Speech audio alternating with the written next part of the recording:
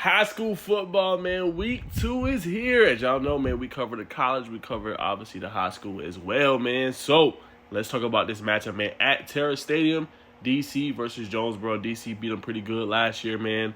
But I think it's going to be a better game than people think. I'm going to be in attendance, so I will be providing you guys the updates. I will be leaving early to go attend this game and see DC in the pads. You know what I'm saying? When it's official for the first time this season, I'm excited. Obviously, I'll start with Jonesboro, man. Excited to see what they look like this year, right? The quarterback, how good and lethal will he be? Starting out for them this year.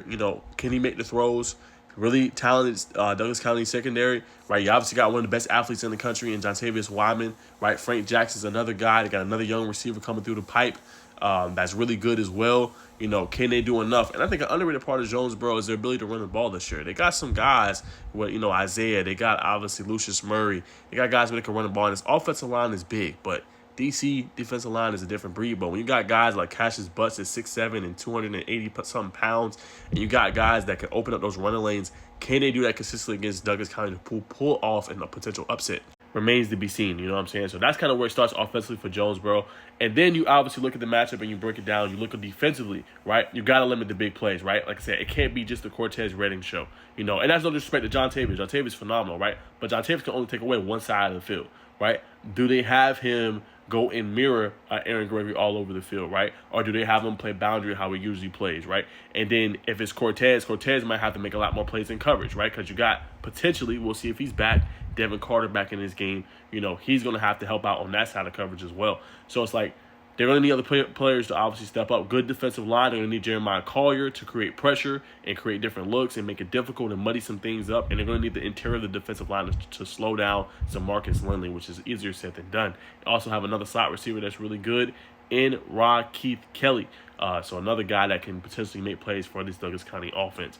But it'll be interesting to see if they can get those stops, if they can get the ball back to the offense, and if they can capitalize. But it's a home game for Jonesboro, so they're going to pack the building at Clayco, at Terra Stadium. They got some pieces, but Douglas County's at another level. And speaking of that, just for DC, what is the health of, obviously, Mike Johnson? Now, we talked to Coach Steen. Coach Steen was telling us that he should be back for week 2. We'll find out. Obviously dealt with an injury in week 1, and they had to use another quarterback, right? So if it's another quarterback, I think you could see it a little bit of a struggle. They'll probably try to run the ball a lot. But with Mike Johnson in there, they're going to be fine, right? The Utah commit knows how to air the ball out. He's one of the most underrated players in the 2026 class. You know what I'm saying? So that's a guy that can do a lot for your team. And he's the reason why they're state talent contenders this year, and they have a legit shot of winning. Without him, definitely still talented, but probably a little bit more, not as efficient as they maybe want on offense. And then defensively, they were game-wrecking, right? You look at, obviously, Richard Dice. You look at, obviously, Jordan Carter, game-wrecking in game. Adrian Cole, right? Jamar Owens, Aaron Gregory, right? The key there, they played really well. Held North Gwinnett to 7 points. And the key is not even talent for Douglas County. It's just staying disciplined, right? Not creating those bonehead plays, not giving up, obviously, those blown coverages, just staying locked in the entire game. That's it. And I believe in Coach White and Coach Steen and their entire staff. They just got to make sure they stay consistent throughout the year, because those plays are going to matter later down the line when we're going into the playoffs and we want to make deep runs. We want to bring a title back to Douglas County. I want to see how they improve, how it looks, obviously, this upcoming Friday, obviously tonight at 7:30 p.m. But I'm going to roll with Douglas County. I think they should be able to come out on top. I think this will be a closer game than people think. I do believe in my Jonesboro Cardinals, or not my Jonesboro Cardinals, but I do believe in the Jonesboro Cardinals, and I think they will put up a fight in this game. But I'm going to roll with DC coming out on top, winning this game.